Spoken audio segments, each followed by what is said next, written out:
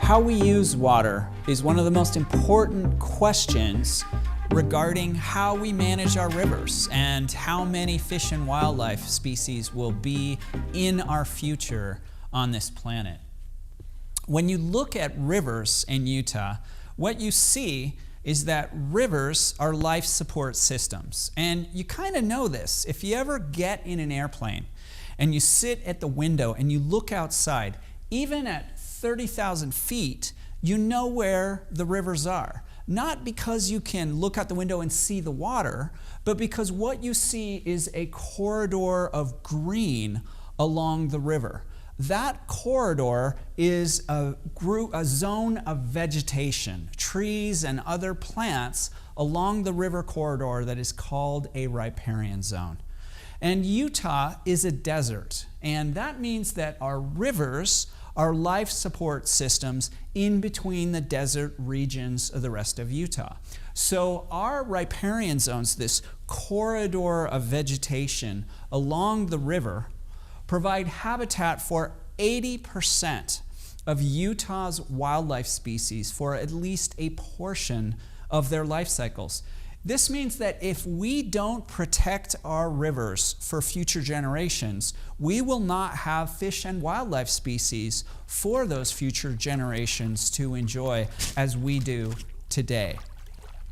So the future of our rivers is determined by how we choose to use water. And so here in Utah, what matters is understanding how we use water, what choices we've made. So how we use water in Utah can be divided really into just two categories: farming and ranching, and everything else. And everything else is the water we use in our cities, our urban water use, or what is called municipal and industrial water use. And what's interesting about it is that our farmers and ranchers in Utah comprise less than 1% of our population, and the rest of us in Utah, we live in our cities and our suburbs, okay? And so when one looks at water use based on the difference between our farming and ranching and our cities, if you look at the population, you might at first think that most of Utah is using most of the water, but that is not the case.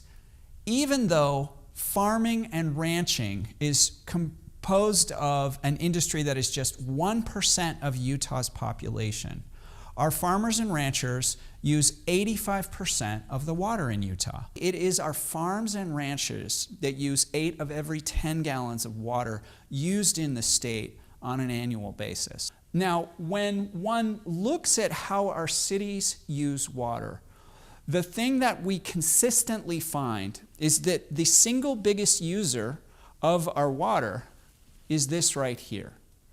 This grass comprises some 70% of the water we use in our cities. This is an immense amount of water in our cities going to grow grass. It's really quite remarkable when you think about it, because if you think about all the water you use in your home all year long for bathing and cooking, for cleaning, for washing dishes and washing clothes, it's just a small percentage of the water we use annually. Most of the water we use in our cities is for this substance right here.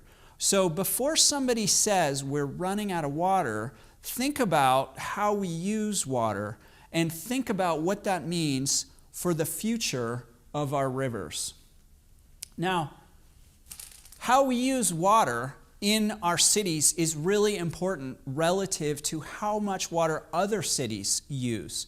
So as you can see here from this slide, this is the per person water use for some select cities in the American West. So Denver, for example, uses 142 gallons of water per person per day. So that's 142 gallons of water for every man, woman, and child in Denver. Let's look at what the average water use is of Utah's cities. As you can see here, on average, Utahns use almost 250 gallons of water per person per day. Now again, it's not that we're actually personally consuming that much inside, it's that we're using so much extra water outside on our grass. In fact, Utah is the #1 highest per person municipal water user in the entire United States.